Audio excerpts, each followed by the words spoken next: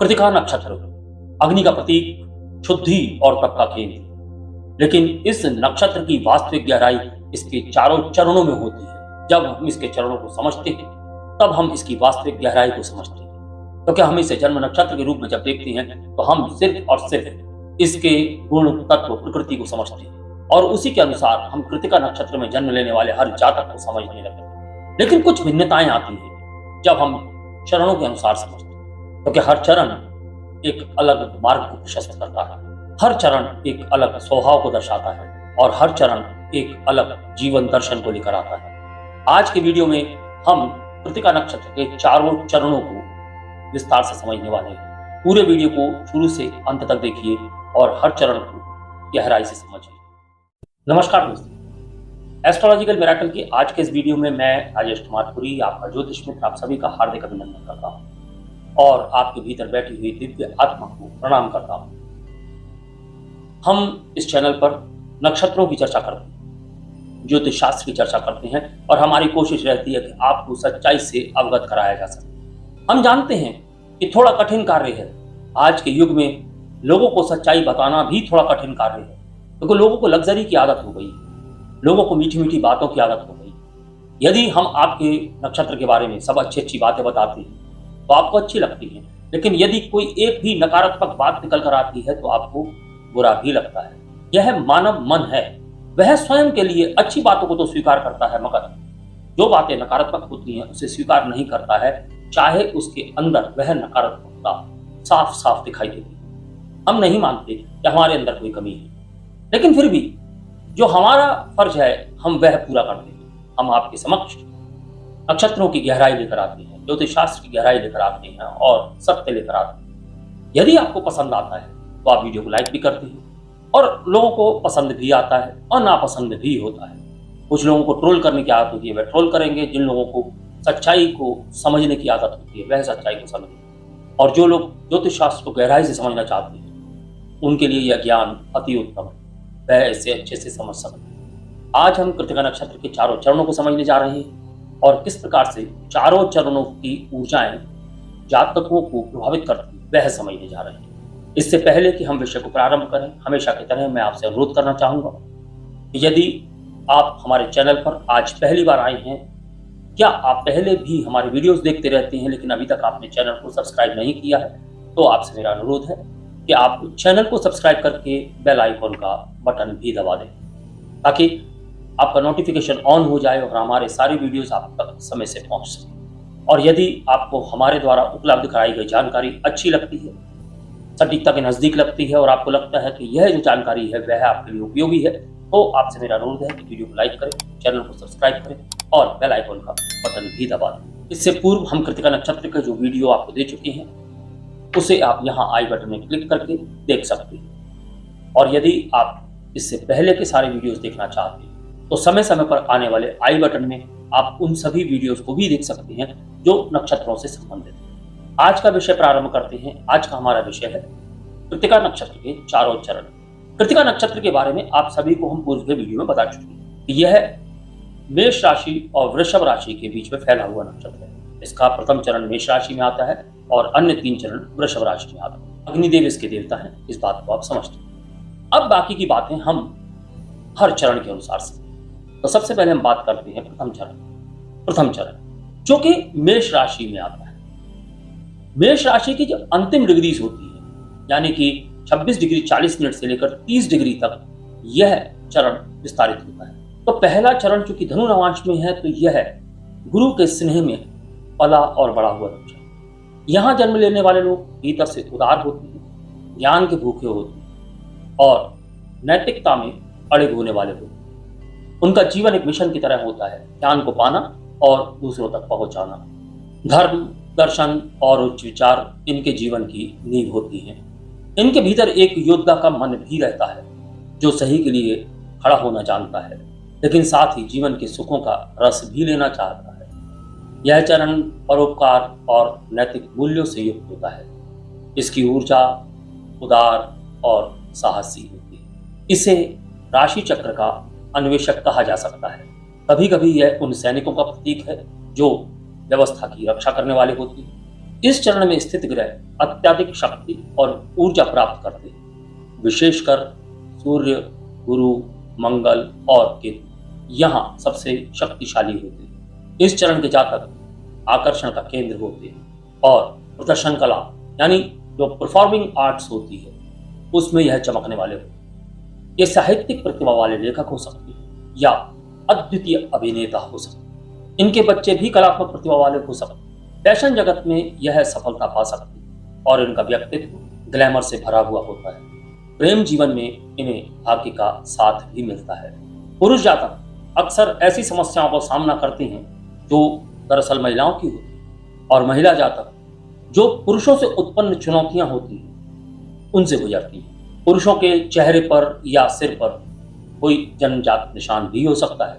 गुस्सा आने पर इनका चेहरा अत्यधिक लाल हो जाता है, तो यहाँ मंगल की ऊर्जाएं भी दिखाई देती हैं। ये जातक जल्दी उत्साहित होते हैं और वह जल्दी चिड़चिड़ापन भी इनके अंदर आ जाता है।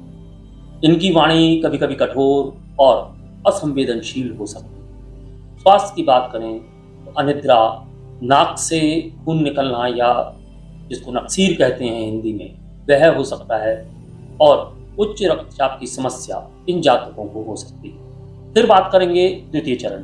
द्वितीय चरण जो कि 0 डिग्री से लेकर 3 डिग्री 20 मिनट तक वृषभ राशि के अंतर्गत आता है और यहाँ मकर नवांश की ऊर्जाएं होती हैं। तो यहाँ शनि की ऊर्जाएं देखी जा सकती हैं, क्योंकि यह नवांश मकर का है और शनि की गहरी छाप है।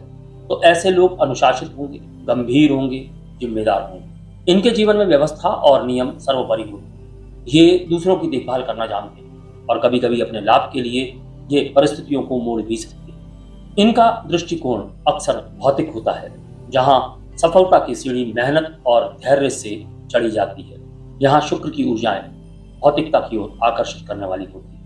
इस चरण के जातक आकर्षक व्यक्तित्व वाले होते हैं, शिक्षित होते हैं और उच्च समाज के बीच में आसानी से घुल मिल जाते हैं। इन्हें शक्ति और प्रभाव पसंद होते हैं। इन्हें पाचन संबंधी समस्याएं हो सकती हैं। इनके दांत कमजोर होते हैं और अक्सर फोड़े फुंसी की शिकायत भी इन जातकों को हो सकती है। यह जातक मसालेदार भोजन पसंद करते हैं, ठंडे पानी से स्नान का शौक रखते हैं, स्वभाव में झगड़ालू हो सकते हैं और कभी कभी आक्रामक भी हो सकते हैं।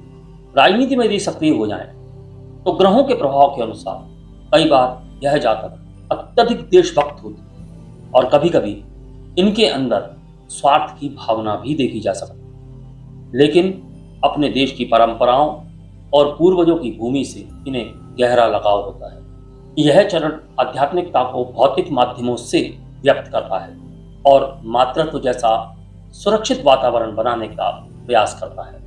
यदि चंद्रमा यहाँ पर हो तो यह उच्चतम उच्चता प्राप्त करता है, क्योंकि चंद्रमा को यहाँ इस स्थान पर उच्च का कहा गया है।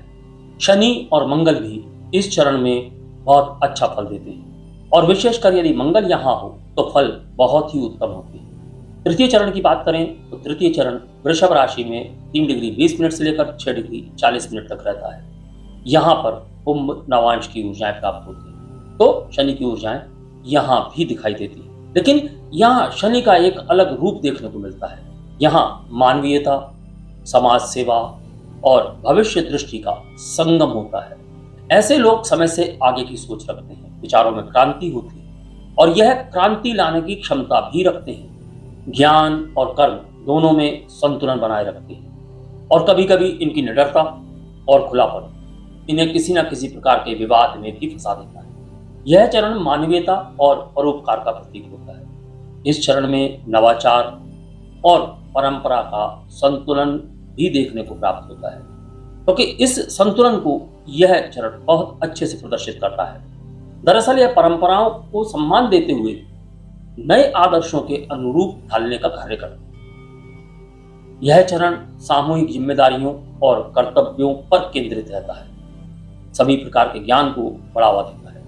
कुंभ में कोई भी ग्रह दुर्बल नहीं होता है, इसलिए यहाँ पर हर ग्रह अपने अपने अर्थों के अनुसार अच्छे परिणाम देने वाले होते हैं। जातक बुद्धिमान होते हैं, लेकिन प्रायः देखा जाए तो इन्हें हमेशा धन की कमी खलती रहती है। चाहे कितना भी धन हो जाए, यह अपने आप को धनी समझ ही नहीं पाते।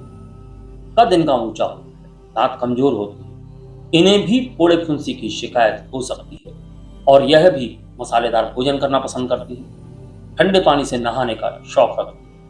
इनके स्वभाव में झगड़ालूपन देखा जा सकता है, आक्रामकता देखी जा सकती है। भूमि और प्राकृतिक संसाधनों से लगाव रखने वाले होते हैं और अपने पूर्वजों की धरती को महत्व देते हैं। फिर हम बात करेंगे चतुर्थ चरण की। चतुर्थ चरण वृषभ राशि में 6 डिग्री 40 मिनट से लेकर 10 डिग्री तक विस्तारित होता है।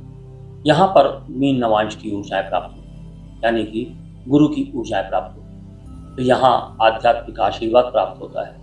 इस चरण में जन्म लेने वाले लोग संवेदनशील, रचनात्मक और कला के प्रेमी होते हैं। इनके हृदय में करुणा का सागर होता है और यह जीवन को भावनात्मक यात्रा मानते हैं।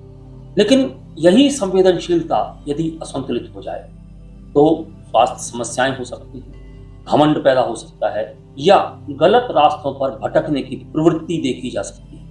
यह चरण आध्यात्मिक संवेदनशीलता को भौतिक जीवन में व्यक्त करने की क्षमता रखता है। यह चरण समूह कार्य, सहयोग और आनंद को बढ़ावा देता है। यहाँ पर ग्रह सामूहिक परिस्थितियों में सर्वोत्तम परिणाम देने वाले होते हैं और चूंकि यह पुष्कर नवांश कहलाता है, इसलिए सामान्यतः सभी ग्रह यहाँ पर अच्छे प्रभाव देते हैं, विशेष करके गुरु, शुक्र और केतु। बुध के परिणाम यहाँ अपेक्षाकृत थोड़े कम रहते हैं। जातक विद्वान होते हैं और पवित्र ग्रंथों का गहन अध्ययन करने वाले होते हैं। इस चरण में भी जातकों को दांतों से संबंधित समस्याएं हो सकती हैं। मसालेदार भोजन करना जातकों के स्वभाव में हो सकता है और अक्सर जातकों की रुचि बहुत जल्दी झगड़ा करने की हो जाती है, यानी कि थोड़ी सी बात में ही बहुत जल्दी उत्तेजित होने वाले होते हैं और झगड़ा कर बैठते हैं। अगर इन चारों चरणों को समझा जाए तो इनके बीच में एक अदृश्य सूत्र है, अग्नि की वह शक्ति जो हर आत्मा को शुद्ध करती है, चाहे वह गुरु का प्रकाश हो या शनि का अनुशासन। यह चरण हमें सिखाता है कि मंगल की अग्नि को दिशा कैसे दी जाए, अपने भीतर की ज्वाला को पहचानना और उसे जीवन के मार्गदर्शन में बदलना, यही कृतिका नक्षत्र का वास्तविक रहस्य है। तो यह था चारों चरणों का विस्तृत विवरण। यदि आपको लगता है कि जो जानकारी हमने यहाँ पर आज उपलब्ध कराई है वह उपयोगी है, सटीकता के नजदीक है और आप इसे कहीं ना कहीं कृतिका नक्षत्र के जातकों से रिलेट कर पा रहे हैं, तो आपसे मेरा अनुरोध है कि वीडियो को लाइक करें, चैनल को सब्सक्राइब करें और बेल आइकन का बटन दबा दें ताकि आने वाले सभी वीडियोस आपको समय से प्राप्त हो सके। अगले वीडियो में हम कृतिका नक्षत्र में जन्मी हुई महिलाओं के बारे में चर्चा करेंगे कि कृतिका नक्षत्र में जन्मी हुई जो महिलाएं होती हैं उनका जीवन कैसा होता है, उनके अंदर कौन से प्रभाव देखे जा सकते हैं, उनके स्वभाव में क्या विशेषताएं देखी जा सकती हैं। तो अगले वीडियो तक के लिए मैं अपनी वाणी को विराम देने की आज्ञा चाहूंगा। नमस्कार, धन्यवाद। शुभं गुरुत्वं